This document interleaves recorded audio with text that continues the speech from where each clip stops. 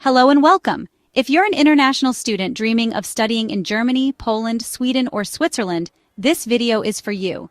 Today, we'll explore how to finance your studies in these countries, covering everything from scholarships and tuition to part-time jobs and living costs.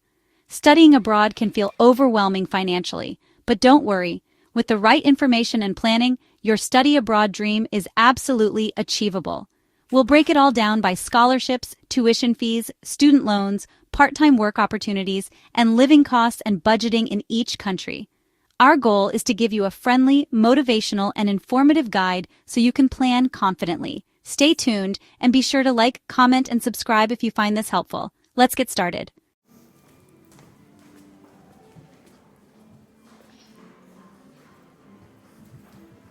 One of the best ways to fund your education is through scholarships, essentially free money for your studies. All 4 countries offer government-funded or institutional scholarships for international students. Let's look at the highlights.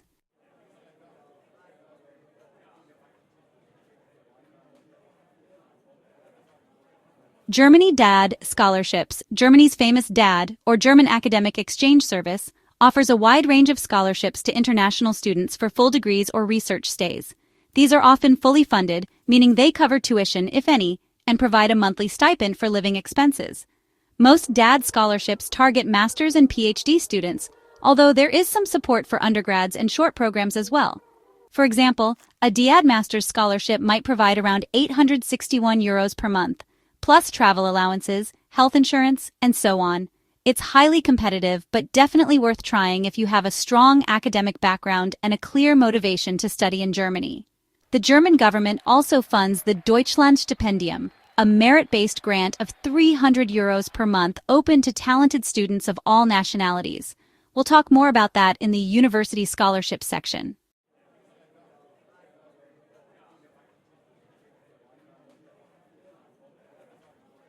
Poland NAWA scholarships. Poland offers several government scholarships coordinated by NAWA, the Polish National Agency for Academic Exchange, to attract international talent. These include programs like the Stefan Banach Scholarship and Ignacy Łukasiewicz Scholarship, which provide full scholarships covering tuition and often a stipend for students from various countries and regions. There's also the Poland My First Choice program aimed at top-ranking foreign students and specialized scholarships for students of Polish diaspora, like the General Anders Scholarship. While the names might sound fancy, the key idea is Poland wants you. If you have a strong academic record, you can study in Poland on a scholarship that covers your fees and sometimes living costs. Keep an eye on NAWA's official website for calls for applications each year.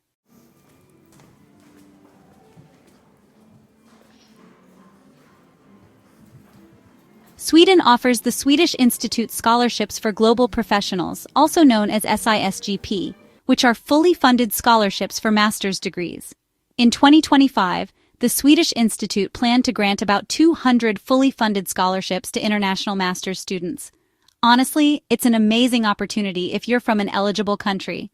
These prestigious scholarships cover your full tuition, provide a monthly living allowance of around 10,000 to 12,000 Swedish kronor, which is roughly 900 to 1,100 euros, insurance, and even a travel grant. The SI scholarships are aimed at future leaders and usually require some work experience, but don't be intimidated. As one current scholarship holder says, don't doubt yourself or assume you won't qualify for a scholarship. Go for it. Aside from the SI, many Swedish universities also offer their own scholarships, usually in the form of tuition waivers. And we'll talk more about that soon.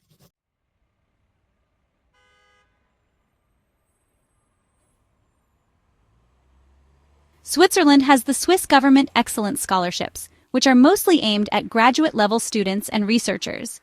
These scholarships support international masters, PhD students, and postdocs with funding to study or do research at Swiss institutions. For example, a PhD scholarship under this program includes a monthly stipend of about 1,920 Swiss francs to help cover living expenses, as well as exemptions from tuition fees in many cases. Swiss Excellence Scholarships are typically available for students from all over the world in a wide range of fields, but they're mainly for those pursuing research, like PhD or postdoc, or sometimes specialized arts programs at the master's level. So, if you're aiming for top Swiss universities like ETH Zurich or the University of Geneva, Definitely check if your home country is included in this program and apply through the Swiss Embassy.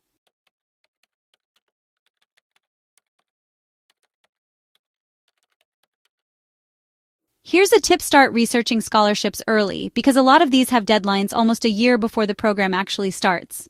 For example, applications might open in fall 2024 for studies beginning in fall 2025. Also, make sure your application, like your motivation letter and references, really shows why you're a great candidate. It's not just about grades. Your passion and your plans matter too. The good news is, these scholarships not only help fund your studies but also look fantastic on your CV. And just a little motivation boost. Every year, hundreds of international students win these scholarships, so why not you? If you meet the criteria, take a chance and apply. The financial support and recognition can truly be life-changing.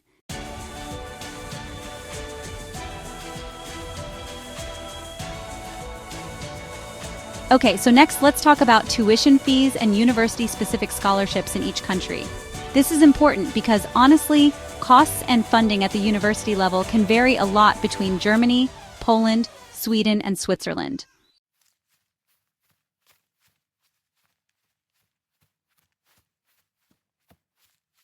Germany, low, or actually sometimes no tuition, and university scholarships.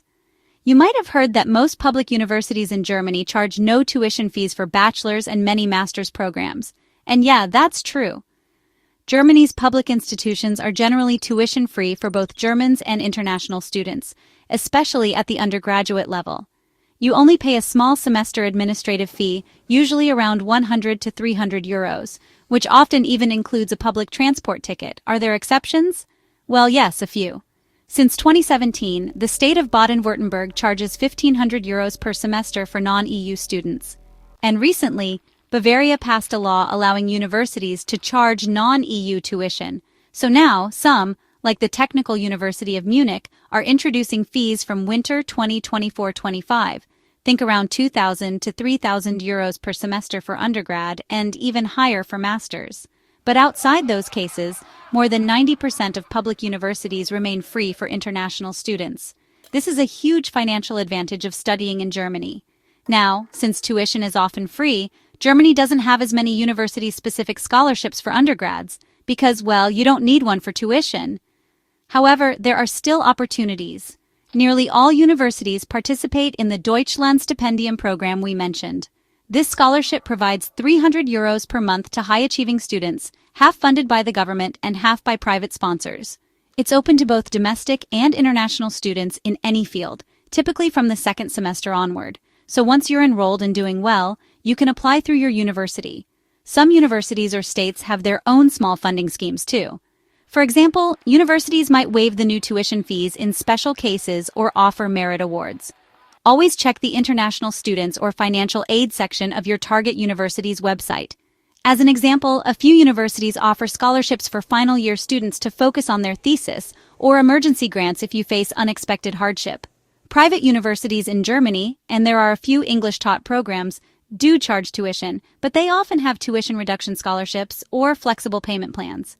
If you're considering a private college, definitely inquire about any entrance scholarships they offer. Bottom line, in Germany, for most public universities, you won't pay tuition, so financing is more about living expenses. We'll get to that. The existence of programs like Deutschlandstipendium shows that even for living costs, there's some support if you excel academically. So really focus on getting into your program and doing well. Funding can follow.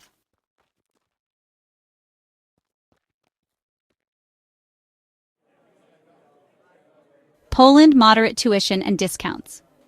Poland is also quite affordable when it comes to tuition fees. Public universities in Poland offer free tuition in degree programs taught in Polish for Polish citizens and other EU or EEA nationals, and even for foreigners with Polish heritage or certain statuses. However, as an international student from outside the EU who studies in English, you will have tuition fees at public universities. The good news is, these fees are much lower than in many Western countries.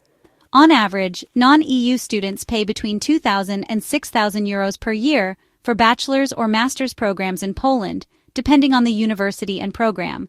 Some specialized programs like MBAs or medical degrees can be on the higher end, but many programs are closer to 2,000 or 3,000 euros a year, which is quite reasonable compared to, say, the US or UK. Polish universities also have scholarships and fee waivers. Some institutions offer tuition waivers or discounts to top-performing applicants or students. For instance, a university might grant a 50% tuition reduction if you were the top candidate in the admission ranking, or offer scholarships in the second year if you got excellent grades in first year. These vary by university, so it's worth checking the financial aid page of each school. As mentioned earlier, NAWA runs programs that effectively act as university scholarships, like the Stefan Banach Scholarship, which covers full tuition and a stipend for selected students from specific countries, often those in Eastern Europe, Central Asia, and so on. If you get one of those, it is applied to your study at a Polish university of your choice. Similarly, the Ignacy Łukasiewicz Scholarship supports students, often from developing countries, in science and engineering fields. These are competitive but absolutely worth attempting if you're eligible. If you have Polish roots, like the Card of the Pole or Karta Polaka, you may study under the same terms as Polish citizens, which means free tuition at public universities in Polish programs. Keep in mind, private universities in Poland exist too, with tuition that can vary, often higher than public, but still comparatively low. They sometimes have their own scholarships or early bird discounts for international students. And here's a fun fact. Because tuition is relatively low, many students find they can self-fund a Polish degree with savings or part-time work, especially at the master's level. And for PhD students, Polish universities don't charge tuition and even provide a stipend to all full-time doctoral students. So, essentially, PhDs are paid positions.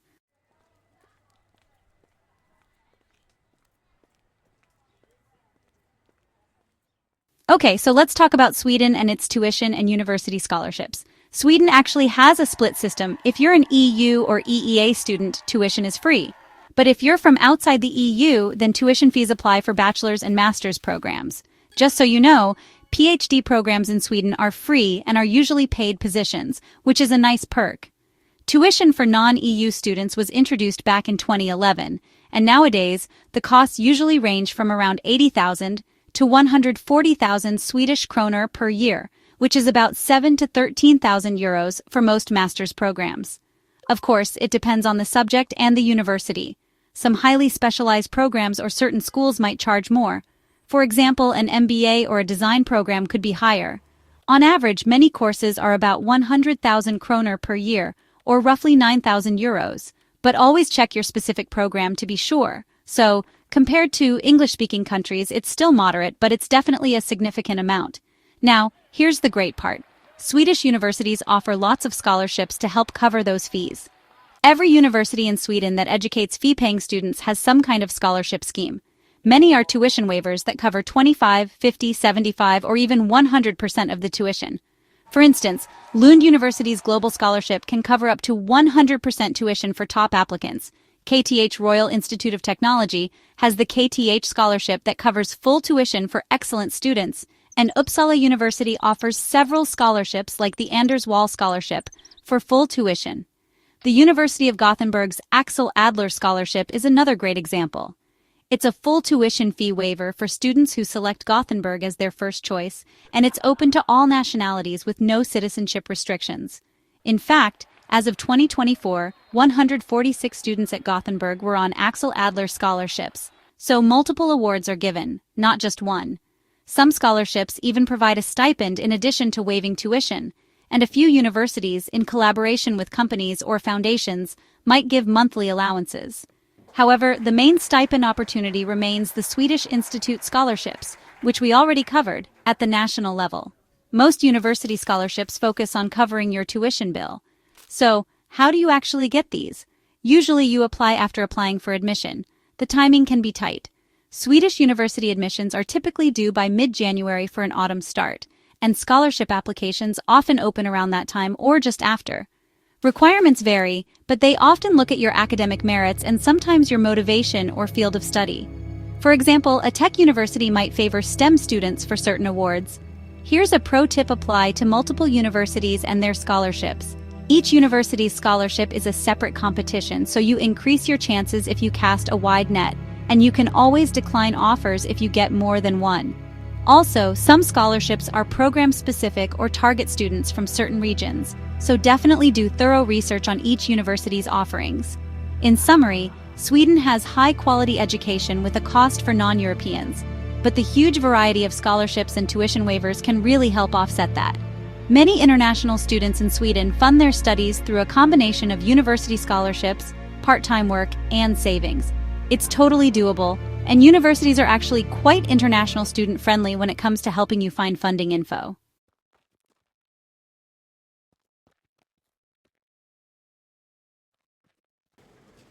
Now, let's move on to Switzerland and talk about low tuition and competitive scholarships.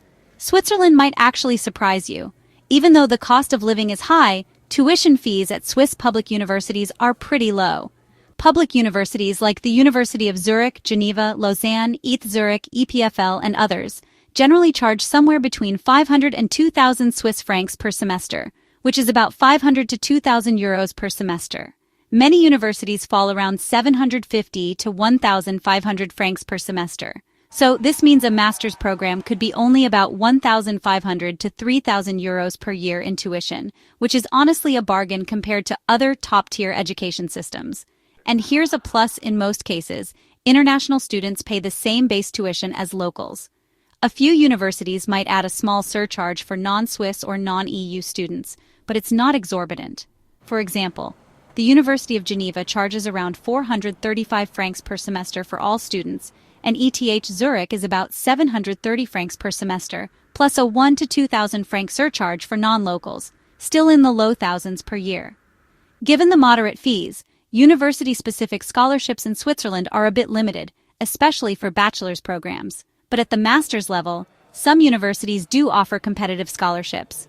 The most notable are the excellent scholarships at places like ETH Zurich, EPFL in Lausanne, University of Geneva, and so on.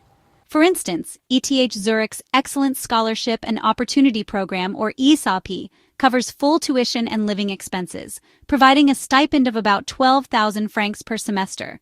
That's around 24,000 francs per year, plus a tuition waiver. This essentially funds your entire master's at ETH, if you're among the top admitted students. Similarly, EPFL has an Excellence Fellowship, which is around 10,000 francs per semester as a stipend, plus tuition coverage. These awards are highly competitive.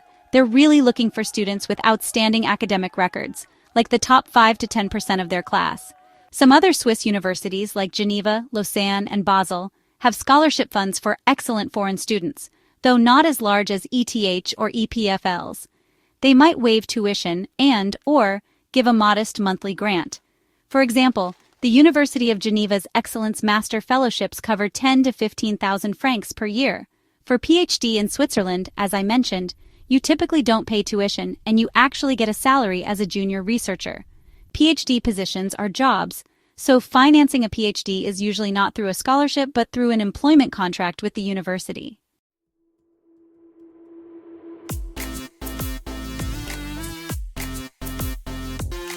Alright, so here's your action step. Make a spreadsheet for the universities you're interested in. List out tuition costs and any scholarships or waivers they offer. This way, you can easily compare and prioritize applications where you have a higher chance of getting funding. Each of these countries has at least some path to study for free or at a low cost. It could be through the country's policy, like Germany's free tuition, or through a scholarship, like SISGP in Sweden or ETH's ESOP in Switzerland. The opportunities are out there. It's really up to you to seize them.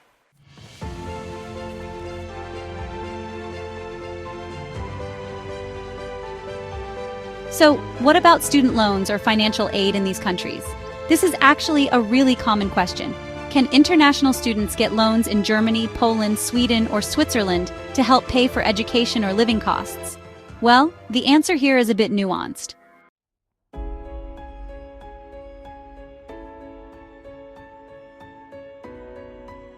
Let's talk about government student loans. Each of these countries has some form of student aid for their own citizens. For example, Germany's BAföG, which is a mix of grant and zero-interest loan, or Sweden's CSN loans and grants for Swedish or EU students, and so on. However, as an international student, especially if you're from outside the EU, you generally do not qualify for government student loans or grants in these countries. These programs are taxpayer-funded and mostly reserved for citizens or long-term residents. In Germany, BAföG support is only available to non-Germans in very limited cases, like if you have a permanent residence or certain family ties in Germany. The Education Loan, or Bildungskredit program in Germany, which can provide up to 7,200 euros, also requires you to have a long-term residence permit. It's not for incoming international students on a study visa.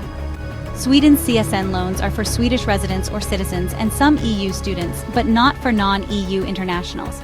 Similarly, Poland's state support, like maintenance grants, won't cover you unless you're in a special category, such as having a Polish charter or EU resident status.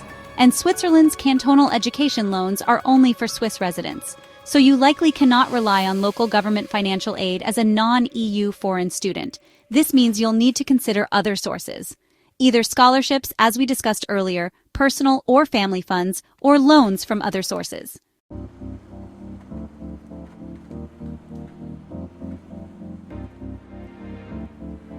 Now, what about bank loans for international students? Can you actually take a loan to study abroad? The answer is yes, but you really need to plan carefully. Traditional banks in Europe often require a local cosigner or some kind of collateral for a loan, so it can be tricky as a foreigner who's just arriving. That said, there are some possibilities. In Germany, for example, some banks and organizations offer education loans that international students might be able to use. Deutsche Bank, KfW, or Sparkasse have been known to give loans to students under certain conditions. During the COVID-19 period, KfW even opened student loans to internationals, interest-free at first, but that was just a temporary measure. Normally, KfW loans require EU citizenship or a longer stay. Private banks may lend if you have a German guarantor, or if you bank with them after a while. So don't count on getting a bank loan the moment you arrive. It might be something to explore after you've been a student for some time and have a part-time job or someone to co-sign. In Poland, interestingly, there are commercial student loans that Polish students use, subsidized by the government with low interest. These loans, like those offered by PKO BP Bank, provide about 1,000 PLN per month. Are they open to foreign students? Generally, if you're a full-time student in Poland, you can apply, but you might need a guarantor residing in Poland or meet certain criteria. Some Polish banks do state that foreign students can obtain the loan with a Polish guarantor. The catch is you have to start repaying 2 years after graduation. If you're considering this, you should definitely inquire at the university or banks once you enroll. As for Sweden and Switzerland, they don't really have dedicated student loan schemes for foreigners that I'm aware of. In Sweden, you'd typically need to secure funds independently. In Switzerland, some cantons or universities have emergency loan funds or scholarships if you're near graduation and run out of money, but it's not really a plan for funding an entire course.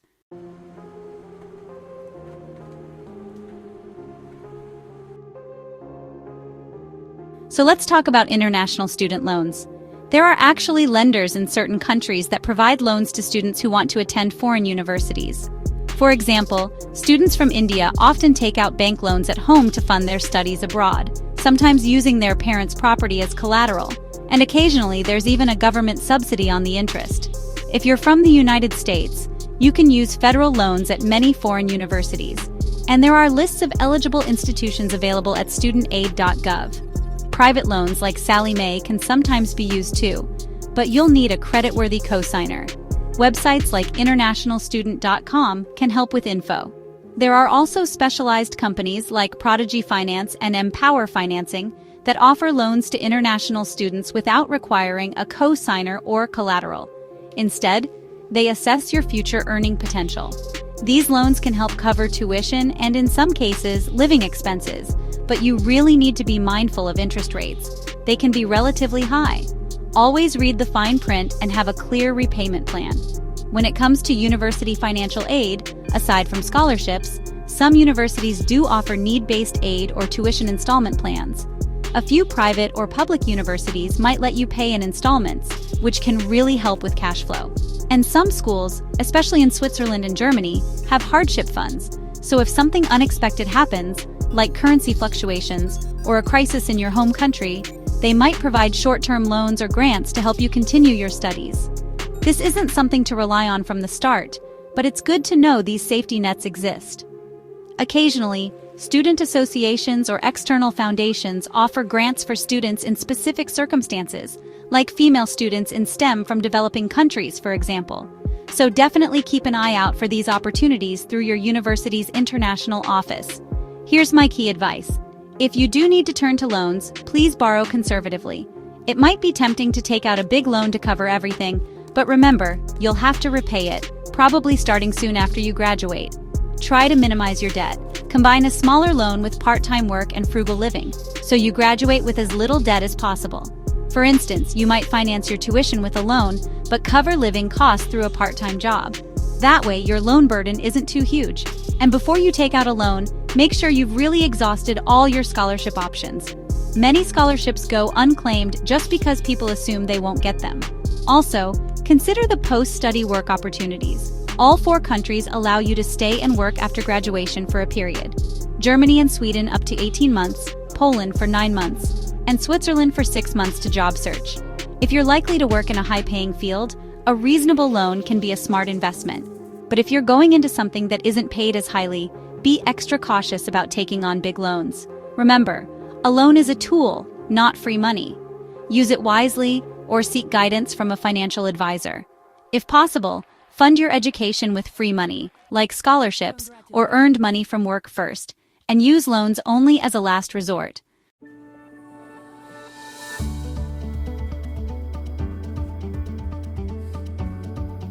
Working part-time during your studies can be a fantastic way to support yourself, gain experience, and really immerse yourself in the local culture.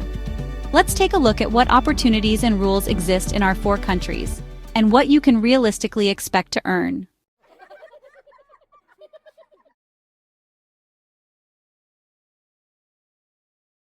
In Germany, international students from outside the EU are allowed to work up to 120 days full-time, or 240 half-days per year on a student visa.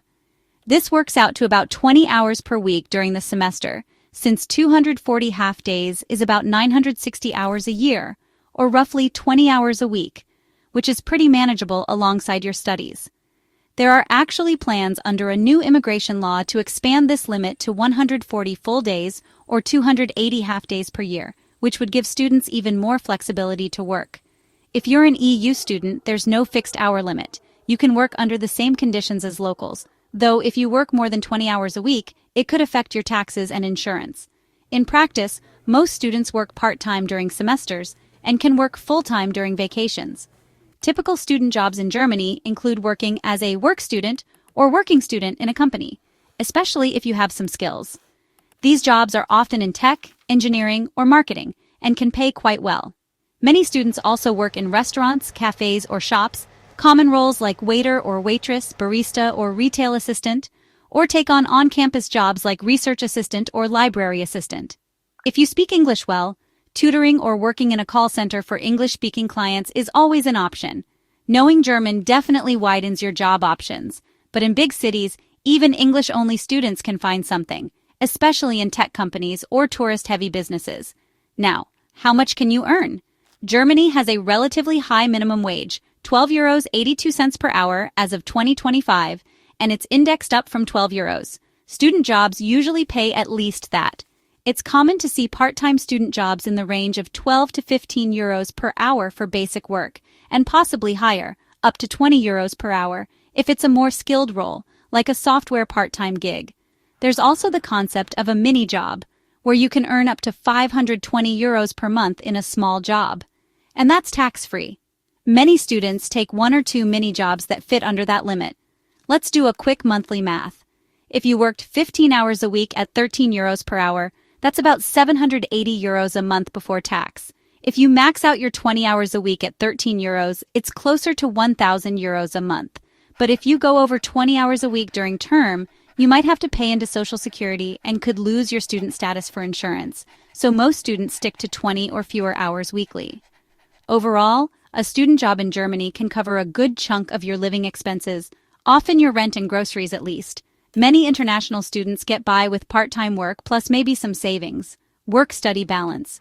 Germany expects you to prioritize studying.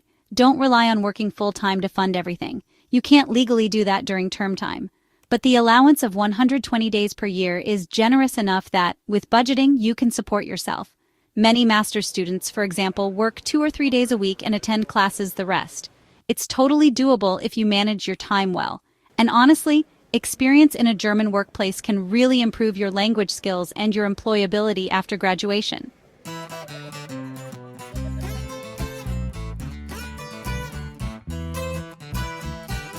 In Poland, there's some good news.